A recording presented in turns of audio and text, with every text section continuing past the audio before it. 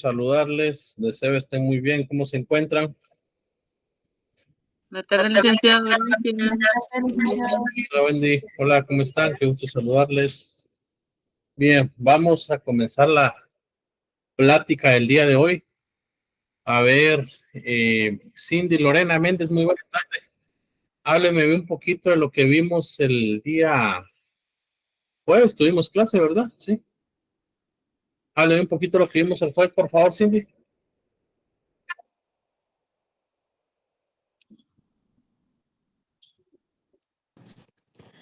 Licenciado. Hola, buenas tardes. Buenas tardes. Licenciado, perdone, le soy honesta. Estoy entrando a mi casa y para serle franca, el último día de clases no estuve presente. Muchas gracias. Eso me gusta, que me digan con sinceridad. Muchas gracias, Cindy. Valoro mucho eso. A ver, Alison, muy buena tarde. ¿De qué hablamos el día jueves?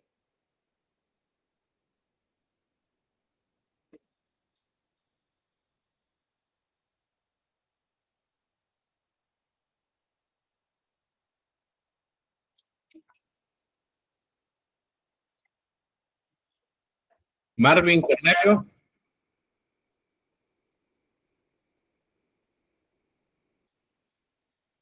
Jennifer Andrea Toc.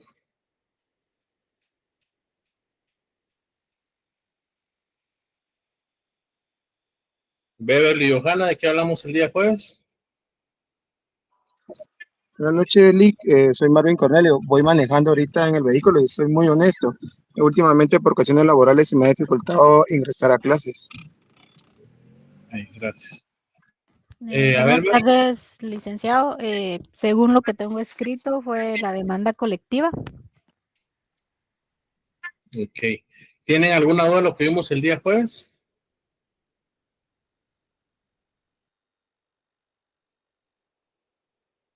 ¿Alguna duda? ¿Algo que no me ha dado a entender yo? ¿Algo que realmente ustedes consideren que deba explicar? Bien. Vamos a ver un poco. Gracias, güey.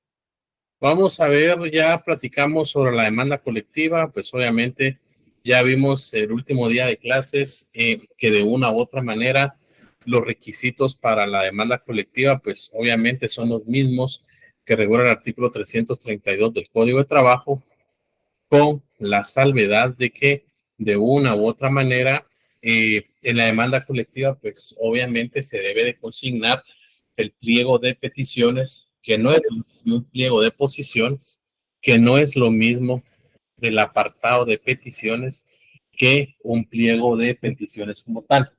Eso ya lo platicamos el último día de clases, ¿verdad? Pues vimos los requisitos específicos, lo leyeron ustedes, se recordarán, y pues de una u otra manera, el aspecto muy importante sobre el agotar la vía directa. No es lo mismo agotar la vía directa que el arreglo directo. Eso pues para los que están en clase pues agradezco mucho que pues estén aquí siempre, y tal vez ya suena algo cansón para ustedes, pero para los que no, los exhorto y los motivo a que de una u otra manera ingresen a clase. Se refleja en las notas, pero más que en las notas también recordemos la responsabilidad que tenemos como futuros profesionales de las asesorías que dan a nuestros clientes. Hoy en la mañana tuve un percance complejo con un abogado en donde, pues qué pena con él, ¿verdad? Tuve que explicarle cómo funciona el derecho colectivo. Estaba asesorando a una de las partes y como abogados debemos de tener siempre humildad y debemos de aprender o de entender, si no. Y él, pues él con prepotencia y arrogancia, pues me decía algunos aspectos, cosa que con mi hermano me tuve que explicar varios aspectos, y obviamente viene la molestia. Entonces los insto a que por favor puedan ingresar si es el aprecio y la voluntad de ustedes. El día de hoy vamos a, pues obviamente, a ver un tema que es la continuación de la demanda colectiva. Ya vimos Vean, para que ustedes no se confundan o para que ustedes en la mente se les confunda o se les de una u otra manera vislumbren o hagan el match, como decimos, es lo mismo la modificación, es lo mismo la ampliación, disminución de una demanda individual con una demanda colectiva, ¿ya? Porque de una u otra manera la ley o el código de trabajo no regula la modificación de la demanda colectiva.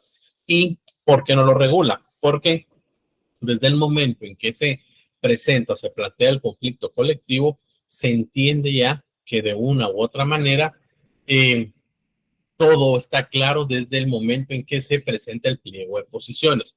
Sin embargo, el pliego de posiciones es el pliego de peticiones. Entonces, de esa cuenta es que sí puede existir la modificación de la demanda colectiva en virtud de que incluso a mí me ha tocado cuando hemos negociado algunos pactos que ya se presentó el conflicto colectivo y en el ínterin, ya sea que estemos asesorando a algún patrón o a algún trabajador, nos llaman y nos dicen, miren, desistan de eso, o les llamo yo, les digo, miren, desistan de eso, y me dice, Lick, no tengan ninguna pena, negociemos hasta donde podamos, y pues obviamente el resto lo platicamos en los tribunales. Y eso es tener, desde mi punto de vista, un litigio de altura, poder saber diferenciar entre el litigio que se da en los tribunales con las prácticas que se puedan dar de manera directa. Entonces, sí se puede dar la modificación de la demanda y esa modificación de la demanda se va a dar específicamente desde el momento, ¿ya? Desde el momento en que se presenta hasta antes del llamamiento que hace el Tribunal de Conciliación. Eso lo vamos a ver. Y de una u otra manera ya hemos visto que desde el momento en que se presenta la demanda colectiva y el pliego de peticiones, recordemos que conforme el 379 y 380 del Código de Trabajo, toda entidad, ya sea pública o privada, aquí hay un tema muy importante en cuanto a las entidades públicas, porque pues las entidades que más realizan la negociación de un pacto colectivo son las entidades públicas. ¿Leyeron ustedes el convenio 154 de la OIT? ¿Se recuerdan que dijimos que lo íbamos a leer? Necesito compromiso de ustedes, jóvenes. No es que venga regañón hoy, pero simplemente ya vamos a terminar el semestre y si no, pues aquí dieron ustedes lo más valioso que es el tiempo. Ya. Y por lo menos, pues que de una u otra manera logremos vislumbrar el aspecto de la negociación colectiva. Entonces, si no lo han leído, pues de una u otra manera, este convenio regula la negociación colectiva, pero en el sector eminentemente público, ¿ya? Entonces, aunque no esté ratificado por Guatemala, porque no está ratificado, quien más realiza negociaciones colectivas es el sector público. Los insto y los motivo a que lo lean, por favor. Lean el convenio 98 y el convenio 154. Pregunta de examen. Y si se lo voy a preguntar en el examen. Ya. Por lo menos así lo leen. ¿Qué es lo que pasa con esto? Una vez presentado el pliego de posiciones, existe lo que se denomina el fuero de atracción. ¿Ya? Y ya lo hemos visto, allá hay una definición en la diapositiva y el foro de atracción, pues obviamente de una u otra manera es sencillo. Es que aunque las personas que no participan en la presentación de la demanda colectiva, todas las potestades, todas las situaciones que el juez le realice al patrono aplican para todos, ¿ya? ¿Qué quiere decir que esto? ¿Ya? De una u otra manera, ¿por qué pasó esto? Aquí hay un tema histórico muy importante, estimados compañeros, y por eso se los consigné ahí. Si ustedes así lo consideran, aunque ustedes son la mayoría son carnet 2020, 2021, 2023. Ya, pues obviamente, sí tuvieron que haber leído el decreto 7-2017. ¿Ya leyeron el decreto 7-2017? ¿Se recuerdan que era tarea? ¿Qué regula?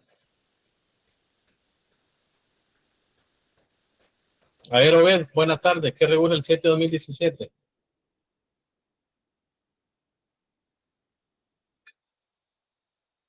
Obed, ¿está por ahí? Obed Josué. Sí, licenciado. Buenas tardes. ¿Tuvo tiempo de Lo estuve buscando, pero no lo encontré. Salía confuso. Ok. Salía que entre áreas protegidas y otras cosas. Perdón. Gracias. ¿Alguien que ha leído el 7/2017, jóvenes? Buenas tardes, licenciado. Son reformas de algunos artículos al Código de Trabajo. Así es, gracias, Carla. ¿Sobre qué más que todo esas reformas? Creo que es el procedimiento. También creo que leí la facultad que tienen los inspectores de poder ir ahí sí que a supervisar los lugares de trabajo. Exacto. Yo les quiero compartir un tema histórico, tal vez un poco aburrido, pero son 5 minutos. Yo tuve la oportunidad de ser parte de esa comisión que propuso esa reforma del 7/2017, no como 7/2017, sino tuve la oportunidad de dirigir algunos aspectos junto con otros colegas, personeros de algunos sindicatos, personeros del sector empresarial, la importancia de las reformas del 7/2017, que quedó en el decreto 7/2017, pero aquí vamos a retroceder un poco al tema histórico. Aquí hay un decreto 18 que es el 18/2001. Hasta antes del año 2001, recuerden ustedes, ¿quién fue el presidente del año 2000 al 2004? Eso lo tienen que saber. Alfonso Portillo, licenciado. Gracias, Gabino. Muy buenas tardes.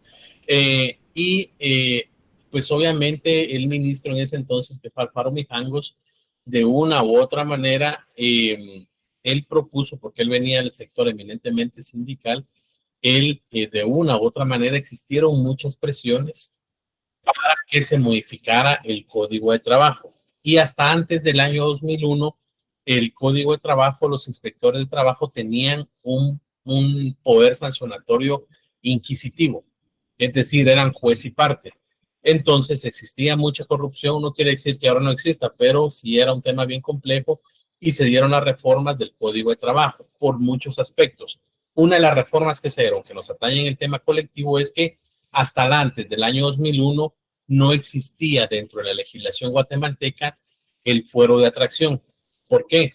Porque si Lisbeth, Rosita, Wendy, Beverly, Gloria, Mónica, Nixon, Karina formaban un sindicato, solo a ellos les aplicaba esa inamovilidad y al resto no. Entonces, ¿qué era lo que pasaba?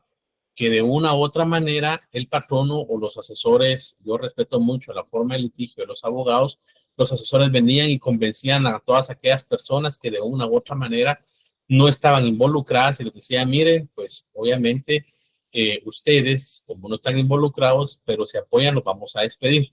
Entonces los coaccionaban y no se estaba respetando una libertad sindical como tal. Por eso fue que de una u otra manera, a partir de este decreto, pues obviamente aquellas personas para que sintieran esa fuerza y ese respaldo, se estableció que de una u otra manera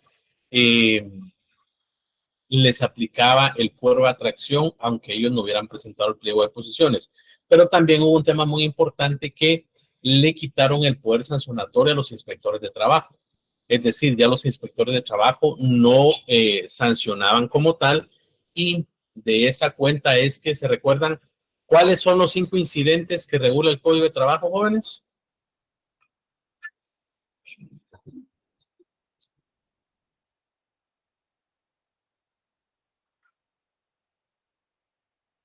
A ver, se los dice. Sí, yo tengo anotados que es el incidente de lanzamiento, incidente post-mortem, incidente de la determinación de contrato, incidente de declaratoria de legalidad de la huelga y no sé si ya le indiqué el de... De cancelación también, es que es de cancelación y terminación, porque el de cancelación El de cancelación es el que está regulado en el artículo 209, que es ajá. para aspectos Y eminentemente. el de, bueno, el que está regulado en el 380, ¿cuál sería? Ese es el para la terminación como tal. No es lo mismo terminación que cancelación. Ojo, porque el que reúne en el 209 es específicamente el tema para todas aquellas personas que estén de una u otra manera formando un sindicato, ¿ya? Y obviamente incurren en una ilegalidad. Pero el 380 es el que nos aplica ahorita y regula el procedimiento que se debe presentar o de hacer para la terminación de todos los contratos. Cualquiera. ¿Ya? Entonces son 5. Hasta antes del año 2000 eran 5.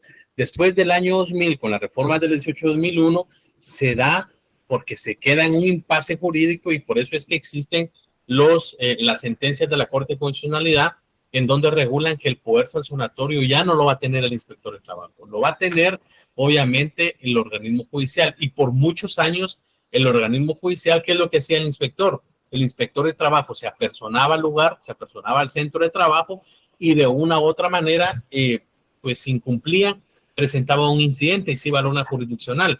Entonces, en el organismo judicial, los jueces laborales nunca avanzaban con eso, no porque no quisieran, sino porque existía mucha congestión y de esa cuenta se quedaba ahí. Entonces, ¿qué es lo que pasó? En el año 2008 yo tuve la oportunidad, como les he comentado. Adelante, Obed. Sí, Obed. Termina la idea, Lick. Después le pregunto.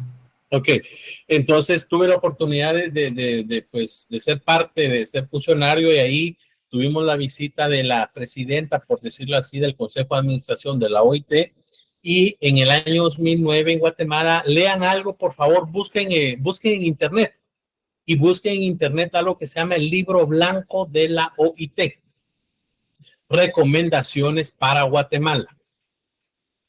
En ese Libro Blanco de la OIT hay muchos aspectos y regulan todas las falencias que tiene la Inspección General de Trabajo.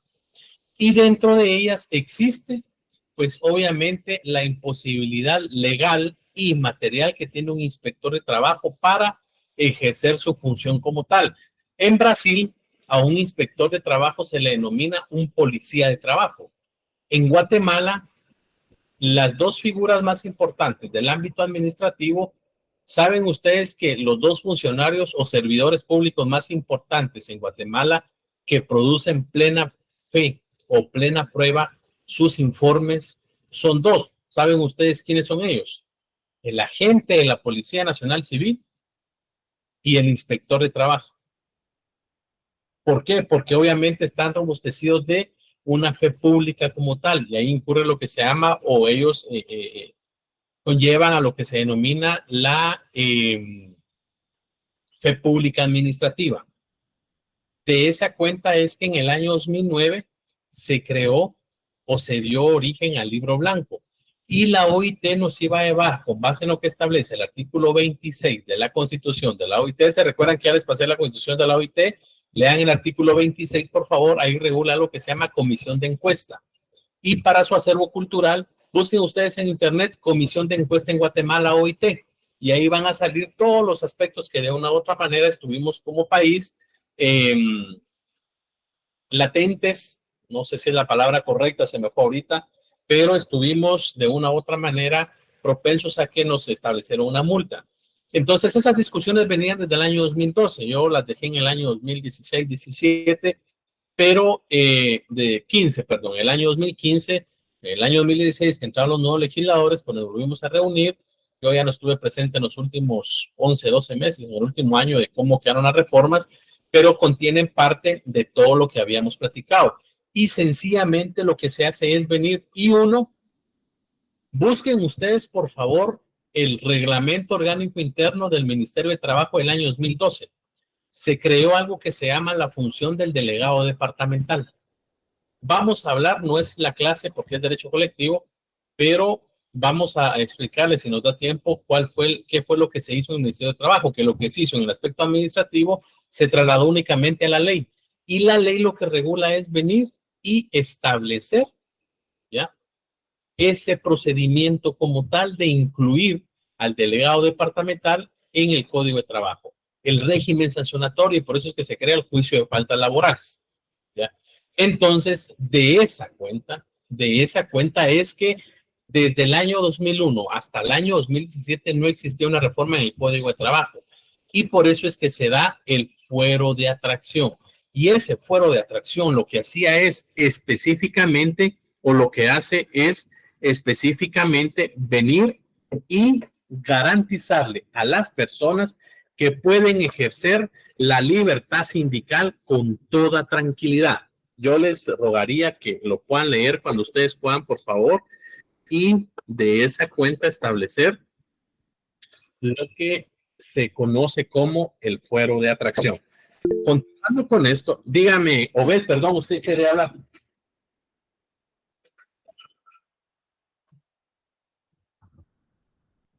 Perdón, dígame. No, licenciado, es Lucrecia. Ah, disculpe, Lucrecia. Sí, disculpe, Lick. Solo para estar así, ya tenerlo claro. Los 5 incidentes del Código de Trabajo sería incidente de lanzamiento, lo regula el artículo 63, inciso E, incidente post-mortem, el artículo 85, inciso A, el incidente de la cancelación de contrato de trabajo, que es el 209, el incidente de terminación de contrato de trabajo, que es el 380, y el incidente de declaratoria de legalidad de huelga, que es el 394, el último párrafo. Así es, Dania, Lucrecia, no sé cómo lo dice, pero así es. Y para aspectos históricos, para aspectos históricos, antes del 2017 estaba el incidente de las faltas laborales. Ese ya no regula actualmente.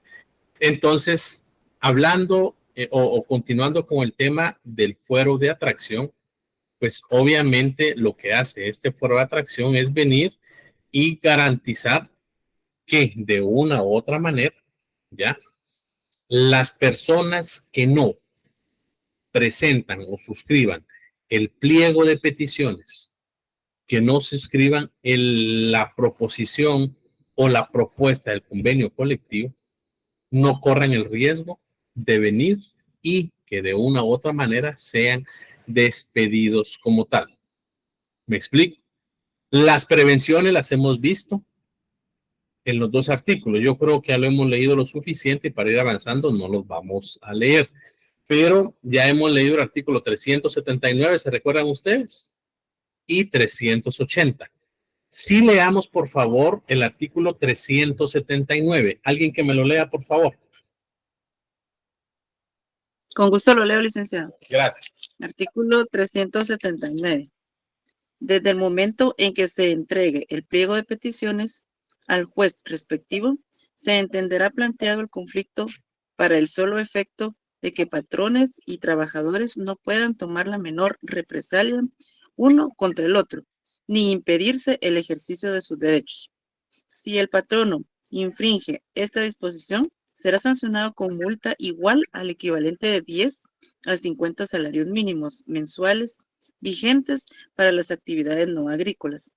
Además, deberá reparar inmediatamente el daño causado por los trabajadores y hacer efectivo el pago de los salarios y demás prestaciones dejadas de percibir durante el despido, sin que esto lo exonere de la responsabilidad penal en que haya podido incurrir.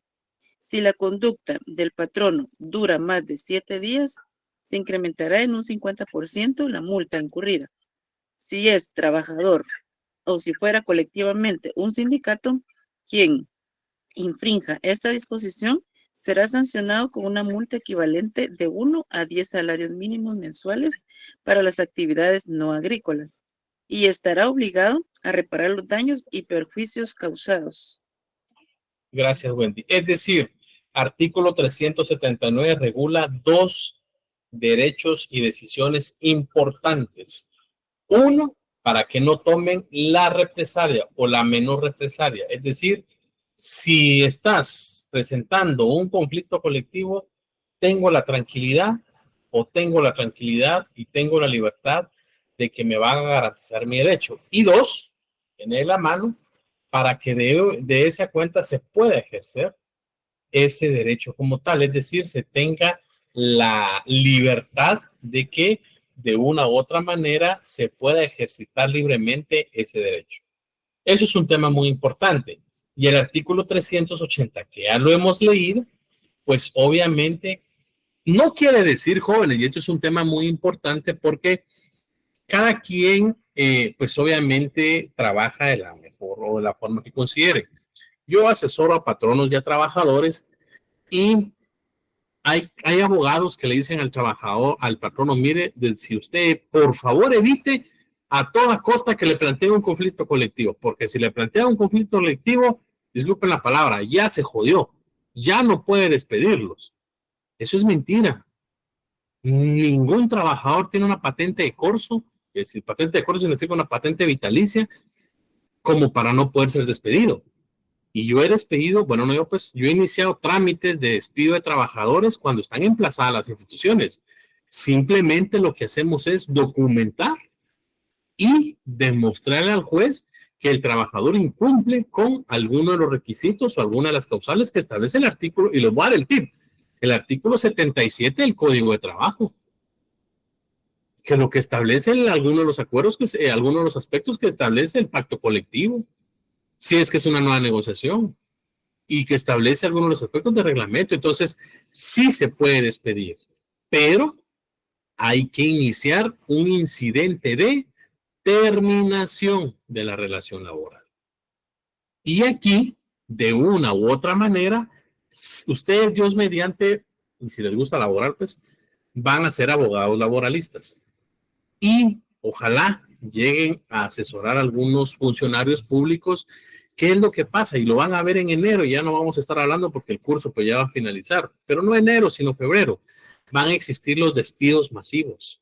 Y pasa mucho en las municipalidades. Nosotros ahorita estamos trabajando para poder asesorar, estamos trabajando en una plataforma para asesorar a todos los alcaldes que de una u otra manera respeten el derecho y la legítima defensa, y que respeten obviamente el principio de legalidad, porque de una u otra manera sí se puede despedir, pero se debe respetar. Y dos, algunos dirigentes sindicales van a empezar a presentar ahorita en el mes de octubre y noviembre que eso no es ético desde mi punto de vista. Por eso es que algunos dirigentes sindicales me quieren y otros dirigentes sindicales no me quieren, porque yo les digo, miren, ejercen la libertad sindical como tal, porque ahorita en noviembre y diciembre empiezan a presentar conflictos colectivos para que no sean despedidos. Y son personas que llegaron con el actual alcalde. Entonces, ¿dónde está la ética? ¿Dónde está la moral? No podemos jugar a una doble moral. Si yo llegué con el alcalde, sé que tengo trabajo 4 años. Entonces, son otros 20 pesos, ¿va, jóvenes? Pero el tema es que si está emplazada la institución, se debe de respetar y se debe de seguir el procedimiento como tal. Jura novit curia, el juez conoce el derecho. Y eso de una u otra manera, ya, porque al final, esta última prevención que regula el artículo 380 es la más importante desde el punto de vista de muchas personas laboralistas, que pues, yo también la comparto, porque garantiza la estabilidad laboral. Y de esa cuenta, no estoy hablando de temas políticos, no estoy hablando que de una u otra manera se dé algún aspecto eminente sobre que con quién llegó tal persona. Estoy hablando sí que exista un tema político, pueda darse la libertad como tal, ya, de poder estar en sus labores. Y eso lo dice el Código de Trabajo. Eso, ¿desde cuándo les he comentado a ustedes que empezó el control de convencionalidad en Guatemala? Entonces, al existir un control de convencionalidad, lo que pasa acá es que de una u otra manera se deben de aplicar los convenios internacionales que tanto hemos mencionado y que tanto hemos visto, ¿ya? Entonces, ¿qué es lo que pasa acá? ¿Qué es lo que pasa? ¿Qué es lo que pasa acá? ¿Cómo hago para quitar a ustedes? ¿Qué dice aquí?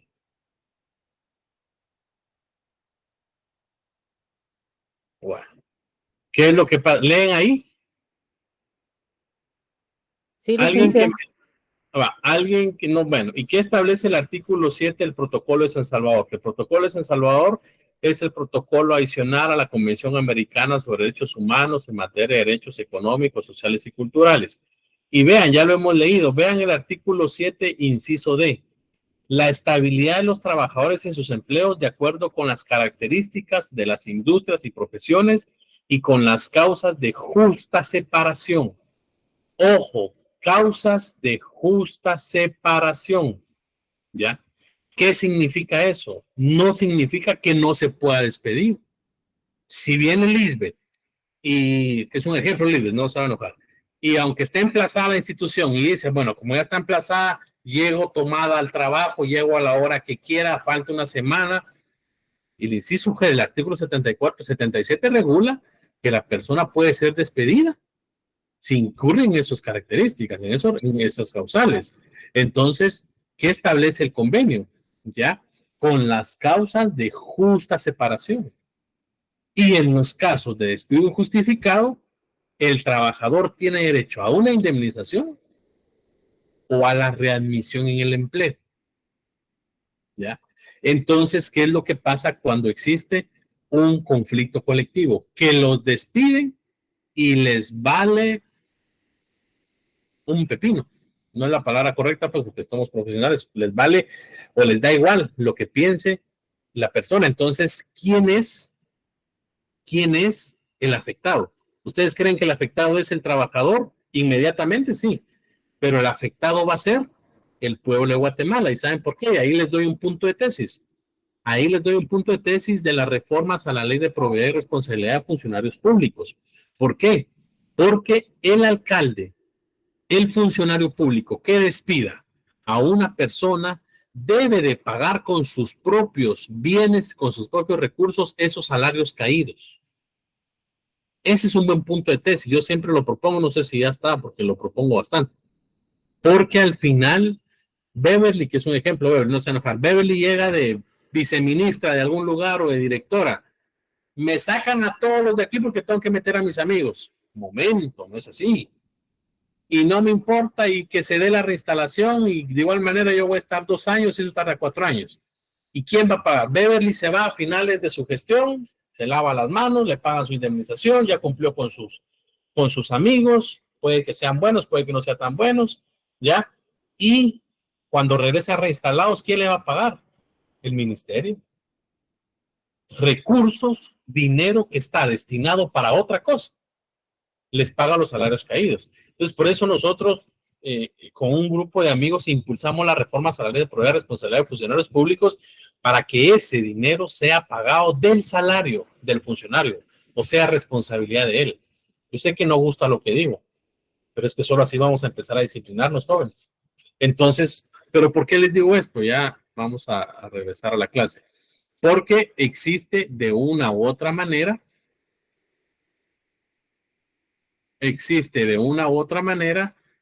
la prevención esta, que es la más importante, para que no se pueda despedir al trabajador, ¿ya? Entonces, ¿qué es lo que pasa? Ya lo hemos leído y en caso de represalias, lo leímos en el artículo 379 y ya lo leyeron Wendy, creo que lo leyó Rosita, no, Wendy creo que fue. Se sanciona al infractor con una multa equivalente de 10 a 50 salarios mínimos para actividades agrícolas que obviamente si es el patrono. Y se repara el daño causado, ¿ya? Es decir, se le reinstala o se le readmite a la persona en su puesto de trabajo. Dígame, Mónica, la orden. Buenas tardes, licenciado. Fíjese que yo quería preguntar, ¿verdad? También, porque ahorita, ¿sí me escucha bien? Re bien. Sí. Va.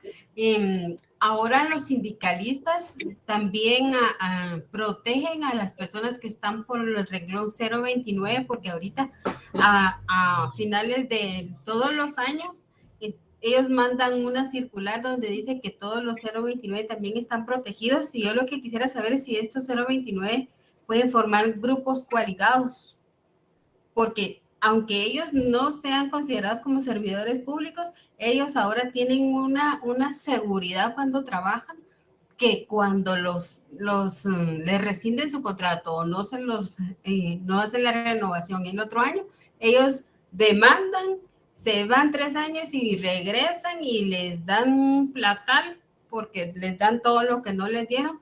Entonces ellos dicen que ellos son trabajadores permanentes, y así lo dicen siempre, o sea que, y no tienen responsabilidades porque no firman nada, porque la ley no les permite firmar nada. Vea, aquí hay un tema muy importante, Mónica, gracias. Aquí hay un tema muy importante. Los reglones presupuestarios no son malos.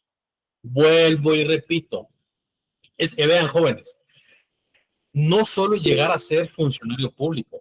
Dígame, Kevin, si es la misma pregunta, así la unificamos. Dígame, Kevin.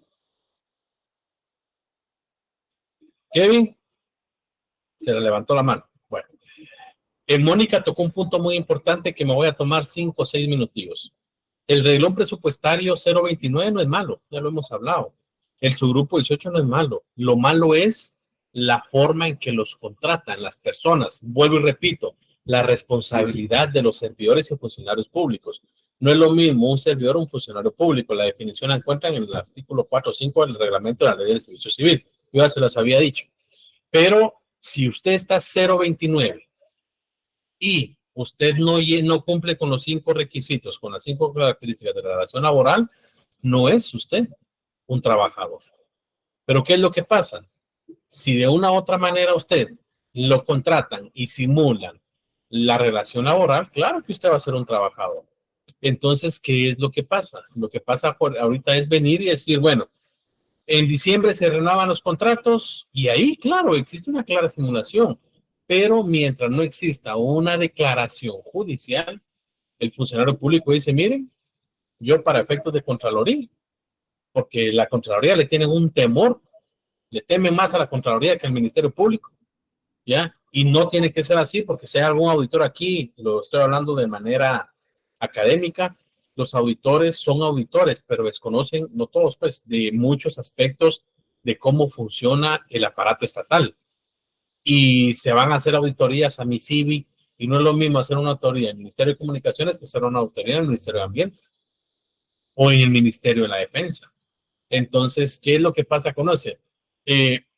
Dentro del marco de la ley, Mónica, lo podrían hacer, pero no se lo van a aceptar, porque no tienen una relación per se como tal. Son 029. Están amparados bajo una contratación en donde primero tiene que declararse la relación laboral. Y para que exista esa declaración de la relación laboral, tiene que pasar obviamente por los juzgados laborales, ¿ya? Entonces, es un tema bien complejo.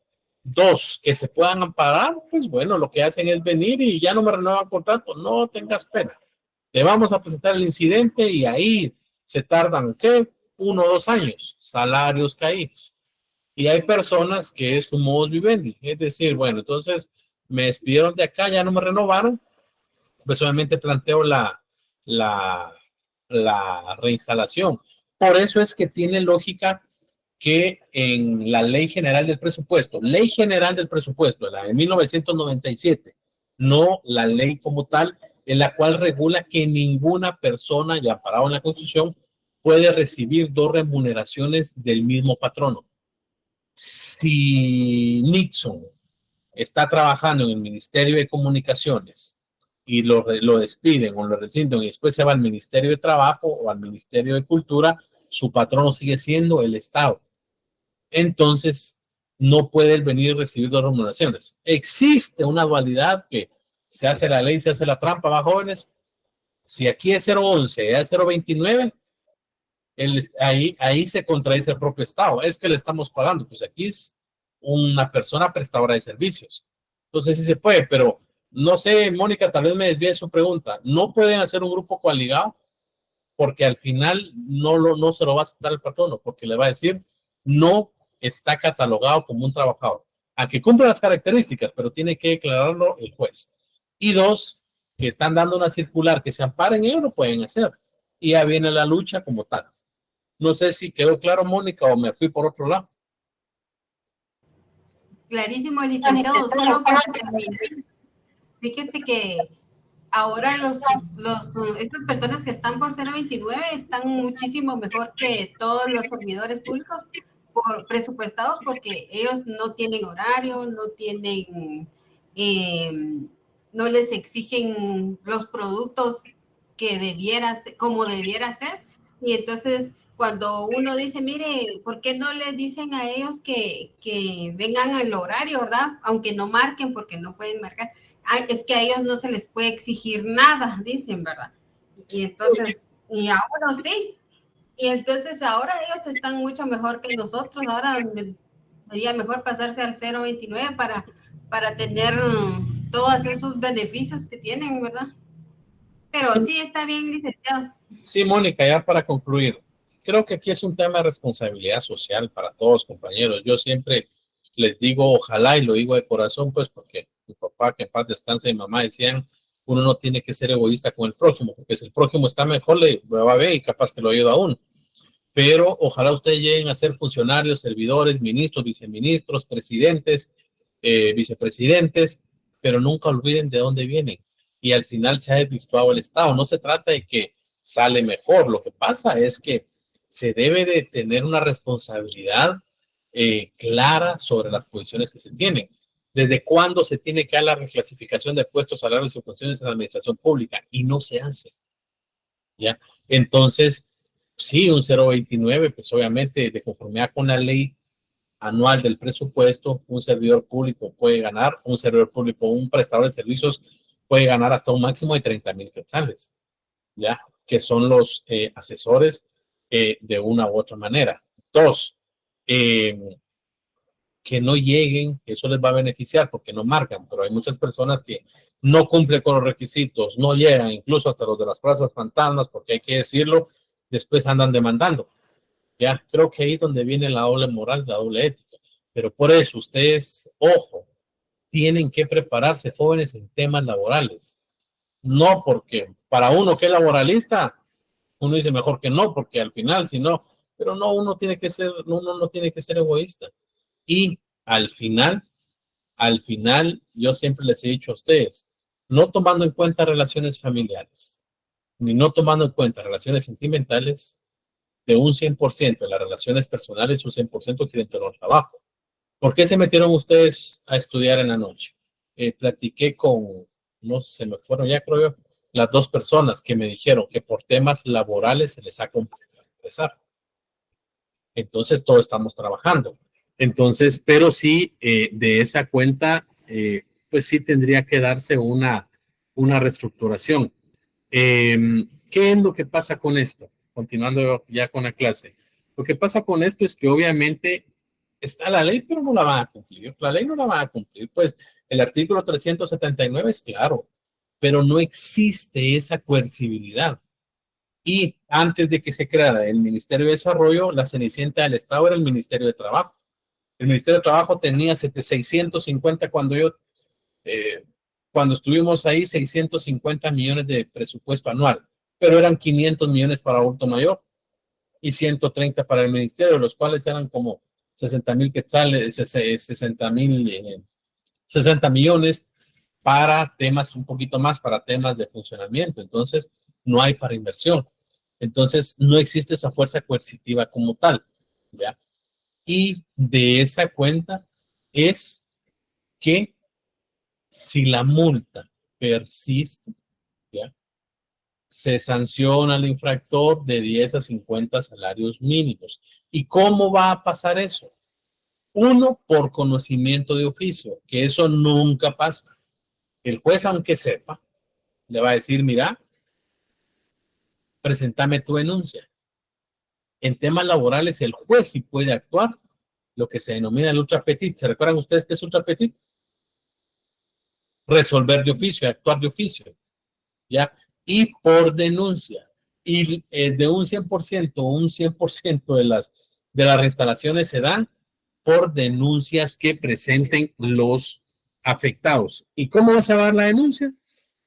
Conflicto colectivo de carácter económico, social, tal y tal y tal. Y ahí Mónica Paola, no veo sus apellidos, de tantos años de edad, soltera, guatemalteca, ama de casa, abogada, bachiller, secretaria, perito, con domicilio y vecindad. ¿Se recuerdan ustedes cuando vimos en derecho individual o derecho procesal las diferencias del 61, el procesal civil mercantil y el de ahorita? Si ustedes no consignan vecindad en el aspecto laboral, les rechazan la demanda porque la ley es clara. ¿Eso se recuerdan que lo vimos? Bueno, para los que estuvieron conmigo. Ok, se recuerda. Y para los que no estuvieron conmigo, lean el 332. Deben de consignar específicamente la vecindad, porque si no, rechace total. ¿Me explico? Entonces, de esa cuenta es que exista la reinstalación. 2, si existe desobediencia, que son las consecuencias, se va a certificar lo conducente. A ver, Dani ya participó. Yo creo que cuando hablo así a todos no quieren hablar. A ver, Karina Noemí, buenas tardes. ¿Qué es certificar lo conducente? Está fácil. Buenas tardes, Lick. Yo considero que es como levantar algún tipo de amonestación o penalización, porque cuando, por ejemplo, alguien no cumple con su trabajo y se certifica lo conducente, ¿es alguna sanción que se le puede realizar? Algo así, ¿comprendo?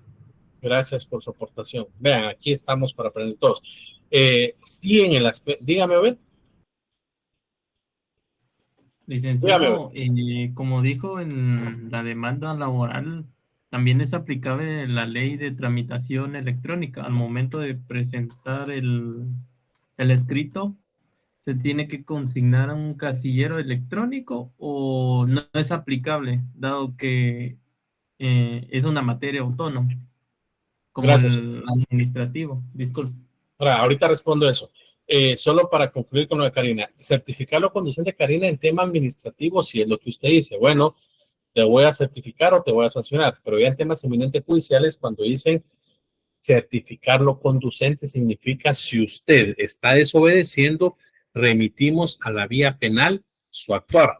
Entonces, cuando se certifica lo conducente es que se hace un oficio, el juez dice, y por incumplimiento yo pongo de conocimiento del Ministerio Público el actuar de esta persona. Entonces, cuando ustedes, yo no sé si algunos de ustedes de acá les gusta el derecho penal, siempre mis alumnos dicen que les encanta el derecho penal, pero certificar lo conducente significa venir y avisar al Ministerio Público del incumplimiento de la orden, porque los jueces sí ordenan.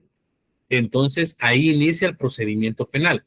Y no importa si usted cumple con lo que se le instruyó u ordenó, pero la acción ya fue cometida y ya corresponde al Ministerio Público investigar.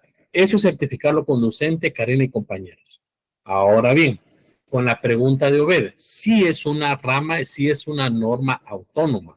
Sin embargo, está la ley de tramitación, se me fue el nombre, pero aplica, como es una ley eminentemente que aplica a todo el aparato estatal judicial o aplica a todo el organismo judicial. Entonces, Obed y compañeros, la ley y específicamente fue reformado el Código Procesal Civil Mercantil.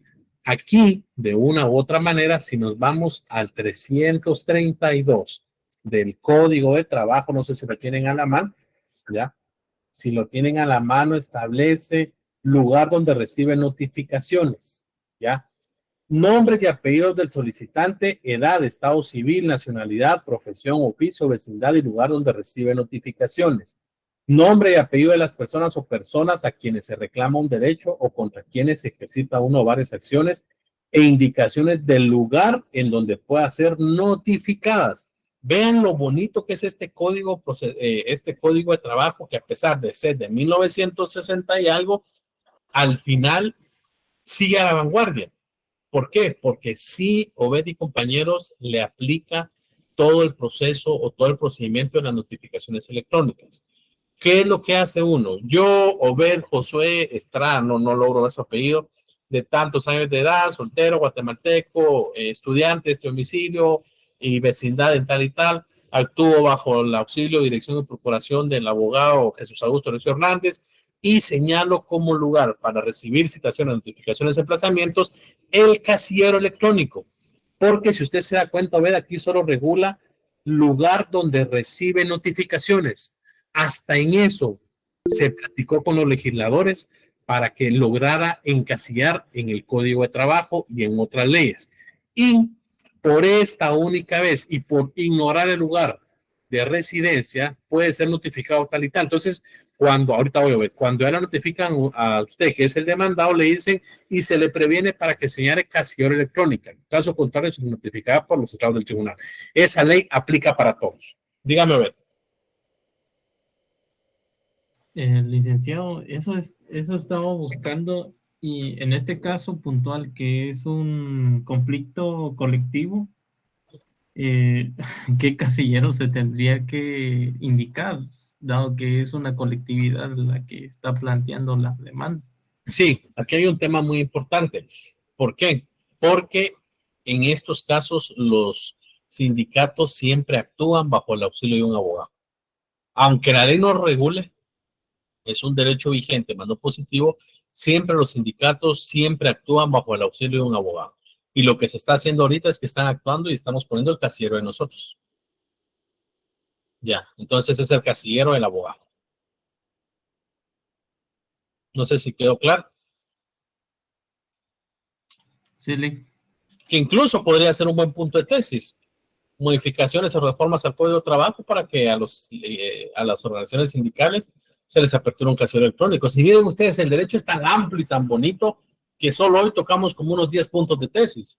¿Cómo van ustedes con sus tesis?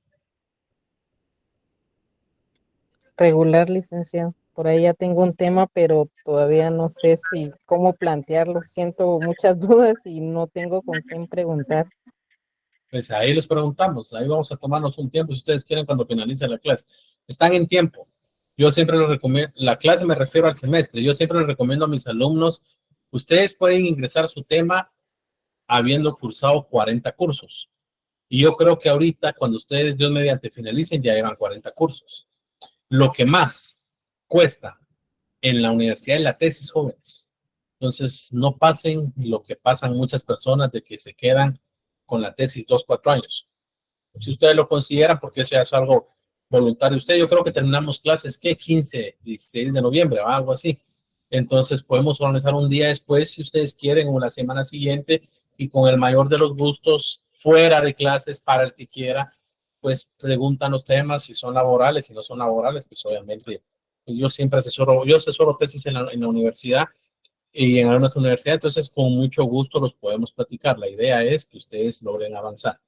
Entonces, al final, ¿qué es lo que vamos a hacer? Entonces, con lo que Obed mencionaba, prácticamente es el casillero electrónico de los abogados. ¿Soy Obed? Aquí hay un tema muy importante. Gracias. El mismo artículo 380 regula al final que este mismo procedimiento es aplicable cuando se da la formación de un sindicato. Y ahí nos remitimos al artículo 209. Yo lo único que les pido, jóvenes, de todo es que ustedes lean. Porque yo cuando vengo acá, yo pues ya doy por sentado que ustedes ya han leído. Y si no, pues aquí estamos para aprender. Si yo les pregunto algo y les digo, ¿cómo ven esto? Y aunque me contesten cosas que no son, pero para eso estamos, para aprender. Entonces, sí les voy a suplicar, por favor, que de una u otra manera puedan leer. Vamos a entrar a platicar. Hoy es qué día es, martes, va, jueves. Hoy es martes, va, sí. El día jueves, la fase de la conciliación. El jueves ya vamos avanzando ya. Las notas ya están publicadas, jóvenes, ya las pueden ver ustedes. Creo que ya tuvieron acceso a ellas.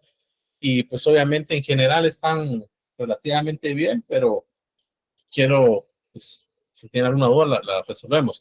Entonces, el día jueves vamos a platicar ya sobre la fase de la conciliación.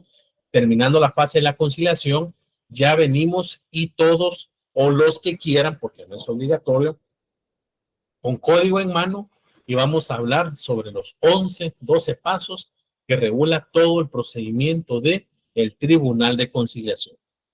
Esto ustedes lo van a anotar y mi recomendación es que este código que van a usar ahorita lo utilicen para el privado, porque así van haciendo sus anotaciones. Entonces, el día jueves vamos a hablar sobre la fase de conciliación ya como tal y vamos a ver los 12 pasos que se deben, 11, 12 pasos, no recuerdo, se deben de tomar en cuenta para todo el procedimiento. Y vamos a ver paso por paso y lectura por lectura, así como cuando vimos de la conformación de un sindicato. ¿Se recuerdan ustedes? Entonces, así lo vamos a ver. ¿Alguna duda?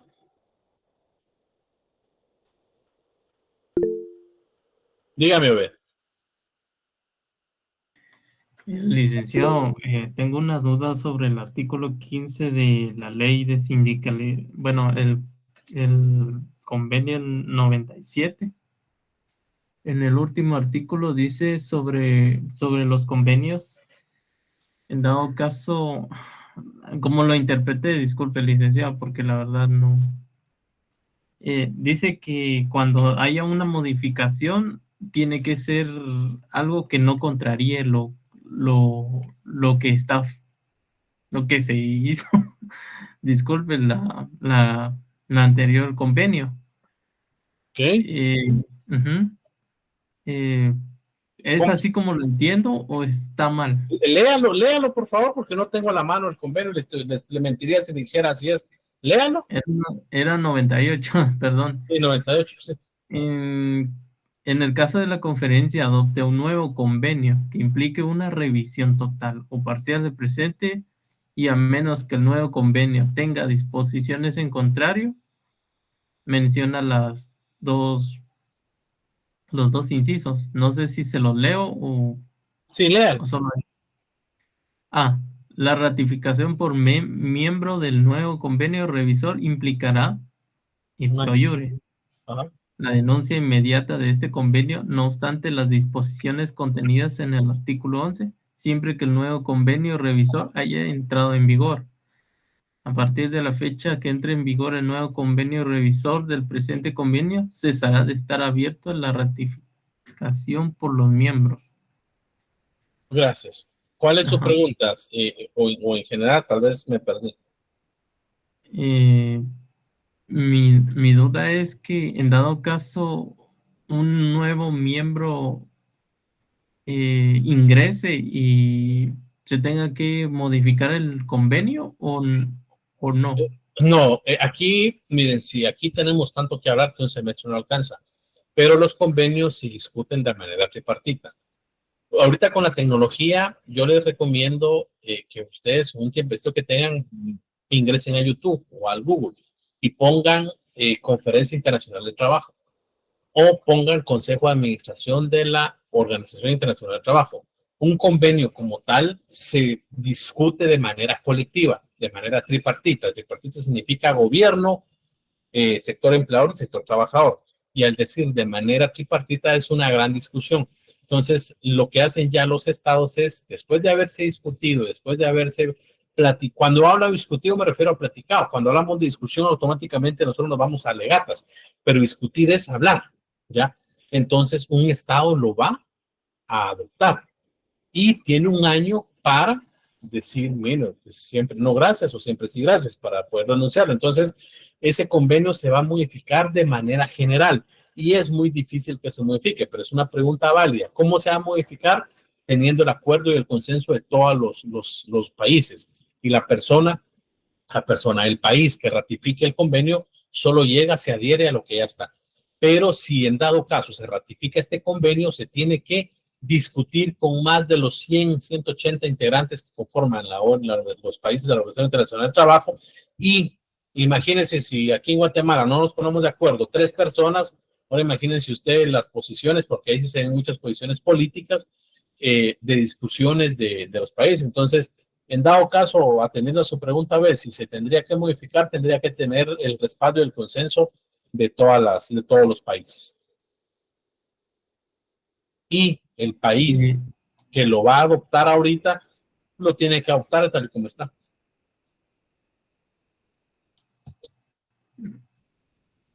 Bien. ¿Alguna duda, jóvenes? Bueno, si no es así, nos miramos el jueves. Ojo, todos los que entran a clases ya saben que iniciamos a las 6. Yo quiero entender que los que preguntan son los que nunca ingresan a clase. Entonces, gracias ahí por estar escribiendo. Empezamos a las 6. Entonces, empezamos a las 6 el día jueves. ¿Oye? Que tengan Gracias, licenciado. Feliz noche. Licenciado. Feliz noche. Buenas noches. Vamos. Gracias, Lick. Buenas noches. Buenas noches. Buenas noches.